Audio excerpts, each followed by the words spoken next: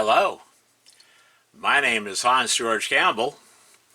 Tonight, I thought I'd show you guys this rare Commodore PC keyboard that I recently purchased from eBay.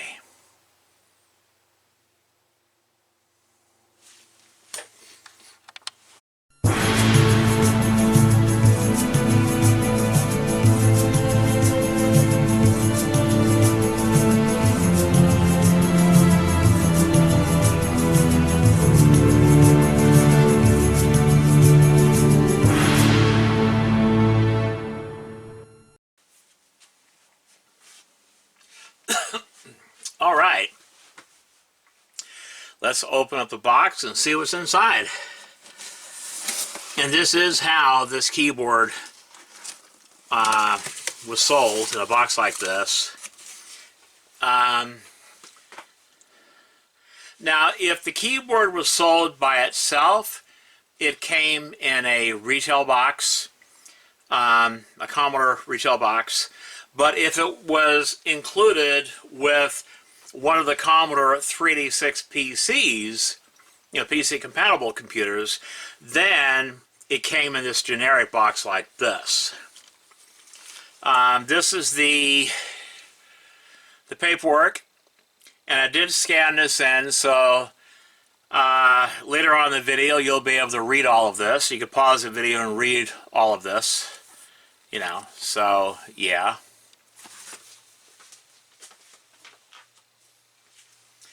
And then we have more paperwork here. I think this is like the limited warranty or whatever. The usual. And because this keyboard has built-in stereo speakers, it also has a built-in amplifier for those speakers, which needs a, power supply like that. It appears to be 12 volts DC, 800 milliamps, and it has a connector like that. In case you have one of these keyboards and you're wondering what the power supply looks like, that's the power supply right there. Okay.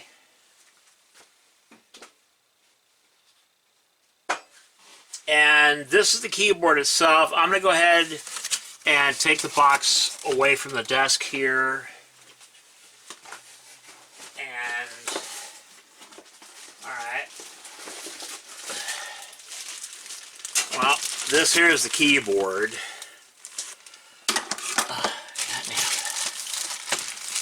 Let me go ahead and remove it from this plastic. And yeah, there is the keyboard itself. I'll show you the connectors in a moment. But yeah, there's the keyboard. Very rare keyboard. Yeah. But yeah, it appears to have nice, the switches, the key switches, they feel really nice. They feel nice. I mean, they're not bad. I mean, they're not mechanical key switches, but they are nice. They feel nice. They feel like, it feels like this is a Mitsumi keyboard, but it's probably LG. I think it's LG on the bottom. It's the LG keyboard. So, anyway. But yeah.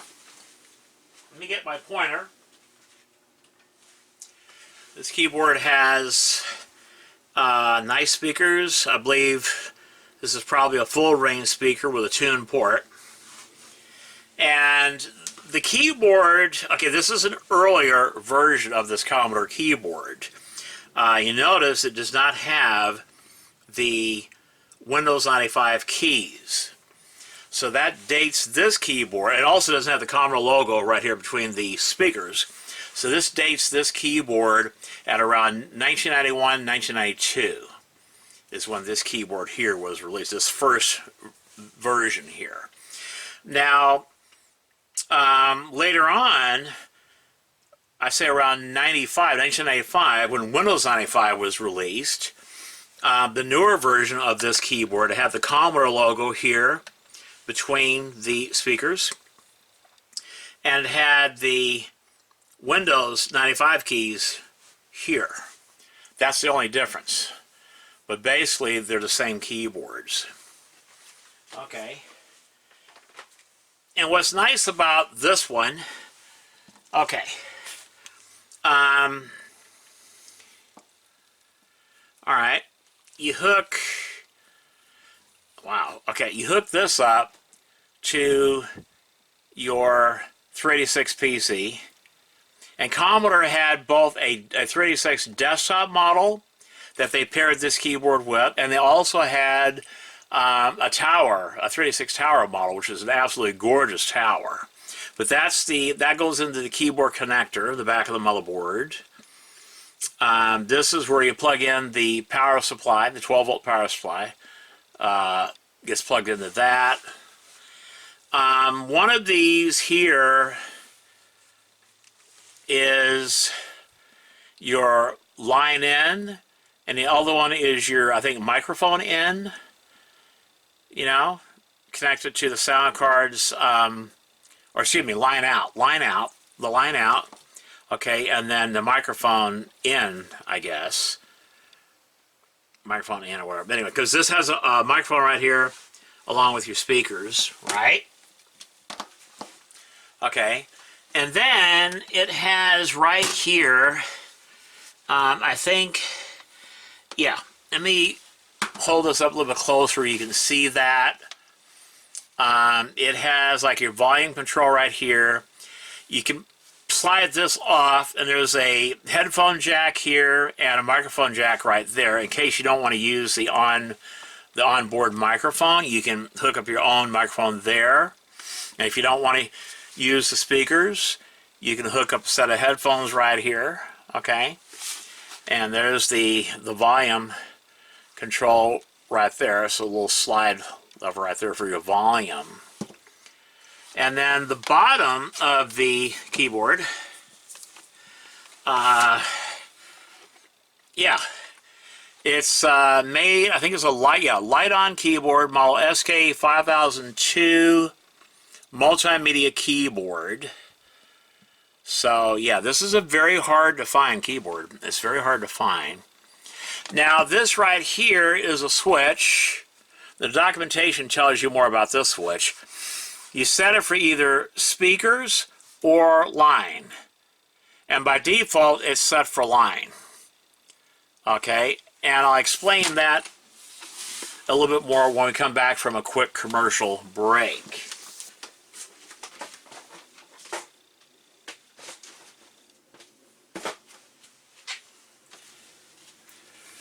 Okay. I have here one of my Sound Blaster All 64 sound cards. This is one of the best ISO sound cards ever made, ever produced. And this is a fine example of what I'm talking about on these early sound cards, Sound Blaster cards. If you notice, here in the back, let me get my pointer. This is very important, so listen up. Take notes if you have to. Okay, I'm trying to get the focus. Alright, this right here is your normal line out, what we're familiar with today. Okay, and what this is, it's not amplified. The signal is not amplified. This is meant to go into the line in of a amplified, set of amplified computer speakers, or go into the line in of an amplifier, like an integrated amplifier that has speakers hooked up to it. You can do that too. But you notice it has this black connector. Okay, that's speaker out. You only hook speakers up to that. The reason for that is because these soundboards here, these early Sound Blaster cards and other sound cards like this, they have an onboard amplifier that actually amplifies the signal, and it goes out this jack here. So you hook speakers up to this. If you hook up a set of amplify speakers up to this jack right here, you will blow the amp in those amplify speakers, because the amplified speakers are accepting line in, not an amplified signal. Okay? And the same thing is true about that keyboard. You set that switch depending on if you're using this jack, okay, or this jack. Okay? So, yeah. When you use this jack, you need the turn. You set that switch, it basically turns the onboard amp off. Okay, and you're just hooking up the speakers to this here. But when you set the switch the other way, then you're using the onboard amplifier that's part of that keyboard when you hook it up, you know, to line out from this jack. So I just wanted to show you this is very important, you know, that you don't blow a set of amplified speakers or an integrated amplifier by hooking it up to that jack there. That's an amplified signal. It's for speakers only. This is your line out that goes to your set of amplified speakers or your integrated amplifier. Do not get these two confused. Do not get them mixed up.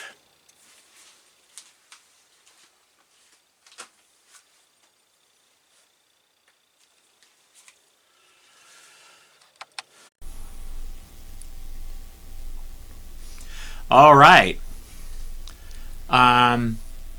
This here is the same keyboard, but it has the Commodore logo between the speakers. This is a later release. You can tell by the fact that it has the new Windows keys for Windows 95. So that dates this keyboard. This keyboard was released around 1995. The earlier version that I bought, that one was released around 1991, 1992. And like I said before, these keyboards, you know, Commodore decided to pair these keyboards with their new 386 line of PC compatible computers. So yeah, this is the later issue with the Commodore logo printed on the top of the case there between the speakers. This here is what the original box looks like. Commodore Multimedia Keyboard Plus is the Plus edition. So apparently mine is the Commodore Multimedia Keyboard. And I think the only difference that makes it a Plus is that this one is the extended version with special Windows 95 keys. Okay, so this is what the original box looks like. I'd love to find one of these keyboards in a new box. I mean, oh my God, that'd be so cool. But these are so rare, so hard to find. They're very hard to find. So now we're going to take a look at the Commodore PC compatible computer that this keyboard was usually paired with. This is the absolutely gorgeous Commodore PC 60-3 386 tower computer. It's an absolutely gorgeous computer. I would love to have one of these. But these computers here are actually rarer than the Amiga 3000 tower and the Amiga 4000 tower. This PC is very rare, especially in this nice condition. Now, Commodore was originally going to put the new, at the time, the new Amiga 3000 tower computer in this case. And they would just have a different badge there on the front. Instead of it saying Commodore PC 60-3, it would say Commodore Amiga 3000 Tower, or 3000T. But for some reason, Commodore decided to change this front piece to that cheap, low-quality, thin, flimsy plastic piece. with the thin plastic tabs that break off. You look at them the wrong when they break off. And so I suspect that most of you that own an Amiga 3000 Tower computer, you probably had to tape the front plastic piece on. But it's the exact same case except for the plastic piece on the front. Now, the early releases of the Amiga 3000 Tower actually had this front piece. And those are the truly rare Amiga 3000 Tower computers. Those are the nice ones. Now, I used to own 5, yes, count them, 5 Amiga 3000 Tower computers.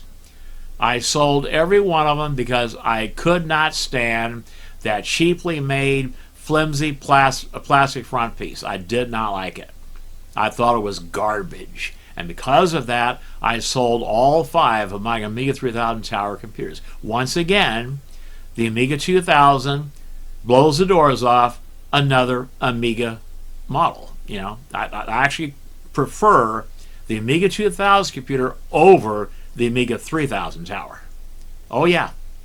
All because of that cheaply made, flimsy front piece. Why did Commodore do that?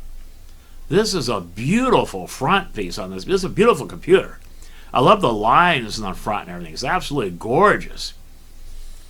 So yeah, again, the Commodore engineers have their heads up their ass, or the Commodore execs. Anyway, let's continue on with the slideshow. But this is the main computer that Commodore decided to pair that keyboard with. Also, I think they had a desktop version of this computer too. It too was a 386 model. Anyway, there's a close-up of the badge and the drives, you know, the front. There's the, see, they could have used the same front for the Amiga 3000 Tower computer and just changed the badge. That would have been so nice. There's the back, and as you can see, it's exactly the same case that was used for the Amiga 3000 Tower computer. It's the same case. Yeah, I think all they did was change the back piece where the ports are, because that's, I think, bolted on, whatever. They could easily change out that back piece or re-drill it for the Amiga 3000 Tower computer's board, you know. But basically the same power supply, same case, same everything, even the same feet on the bottom. There's the back.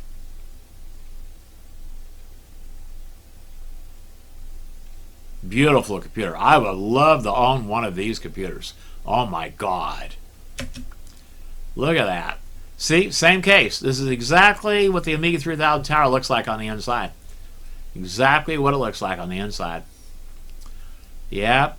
Look at that motherboard. Oh my God. Absolutely beautiful computer. Love to have one of these. I can see that as far as the disk drive, they use the same Shinnon drive that they used with the Amiga 2000 computer. And the Amiga 3000. So yeah, it's the same Shinnon drive.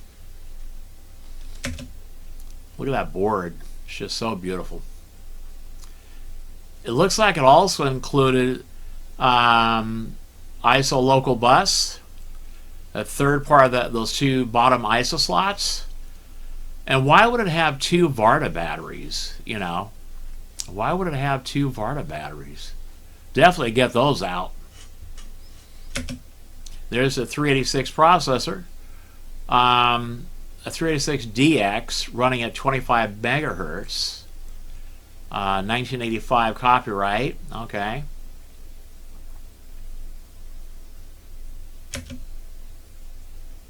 I think that's for the. I'm trying to think. Did the 386 use a separate math coprocessor chip? I'm not sure about that. So if any of you know about that, please leave a comment. Did the 386, like the 286, did the 386 use a separate math chip? There's the Varda batteries. This board is actually in really nice shape. In fact, the whole computer is in really nice shape. I'd love to find one of these in this nice condition. Oh my God. But they're rare. They're very rare. There's the key. Even has the original key to it. I've seen this damn key sell for like 50, 60 bucks on eBay. The lowest I've ever seen this key sell for was for like $45 for an old key to a PC tower case. I mean, come on, man. Your people's ego causes you to spend way too much money on this vintage computer stuff. It really does. There's the green power switch, and I suspect that it lights up when you have it on. It's a beautiful computer. I mean, oh my God. Love to have one of these.